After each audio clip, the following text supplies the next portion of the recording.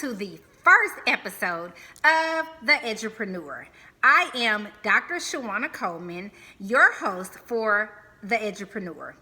So, I know that at the top of this year, 2019, I brought a preview of Edupreneur to you and told you about all of the different things that we will be talking about, but we never got a chance to fully launch Edupreneur. So today, I am here to start with the first episode of Edupreneur and to talk to you all about some of the questions that I've been asked. Recently, I've gotten a lot of phone calls, text messages, and emails of people asking me about my transition out of the classroom into the nonprofit realm, as well as in consulting, and saying that they wanted some tips, some strategies, some ideas on either how to do the exact same thing or how to make extra money on the side when they are still a classroom educator or still an educator by trade. So, with that being said, I will jump straight in. I am an educator by trade and by profession. No, I'm no longer in the classroom because I decided to transition my talent into other realms of the field of education.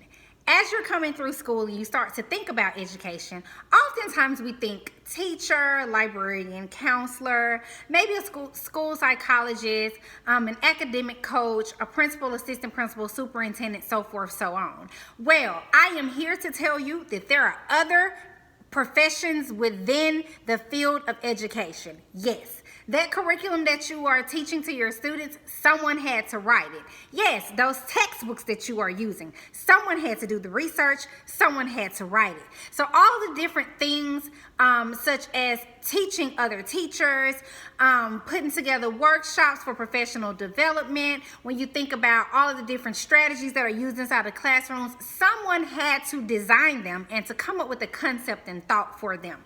Why not you? These are things that you can do that you do every day as an educator anyway. So, as I dive straight into talking about these different things, one thing I want you to keep at the forefront of your mind is you don't have to leave the classroom to still be successful and be an edupreneur. If you decide to leave the classroom, okay, wonderful, you can transition out.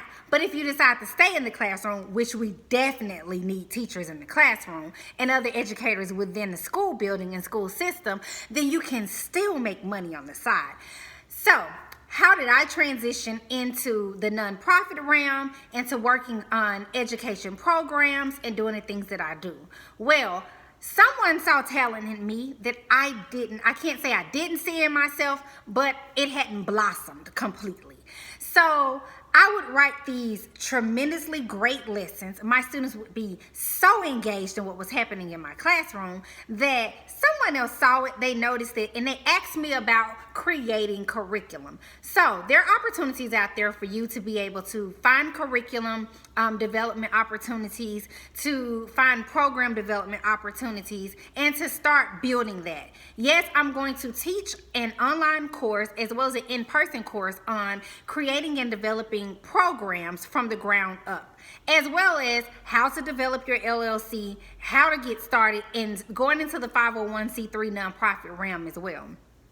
But there are grant opportunities out there to even help you to get started with these types of things. Writing curriculum is the same as writing those very informative lessons that you are writing. And it's just the style and the creativity of it that sets you aside from other people. One thing that you have to think about is, who are you and what makes you different? I know that I've seen many memes about it, heard many people talking about it, where they say, you know, there's a lot of competition out there, but if you walk into Walmart or any grocery store and you stare down the top of the bread aisle, there are several different types of bread, different brands of bread, and I know that I probably don't even like the same brand of bread as a friend that may be sitting to the left or to the right of me, but all of them are successful. They are all in stores, they're all on shelves, and someone is buying it. So what you have to offer, someone needs it. Someone wants it. The lessons that you are teaching, someone needs it, someone wants it. So it's just a matter of putting it together, packaging it, and marketing it to the right people that have those needs and those desires for them. So I hope you took a few things away from this first video of the Edupreneur. Please come back, tune in again. I will be talking about different topics that will help to get you started, and please stay on the lookout for the in-person sessions as well as the online courses that I will be teaching and providing on getting started in consulting and how to start to navigate the different realms of transitioning out of the classroom if that is something that you want to do, and even how to be as successful as you want to be in the classroom, getting your students to pass those tests, getting parents involved, and being that teacher that everyone loves. I'll see you next time on the next episode of The Edupreneur. Suddenly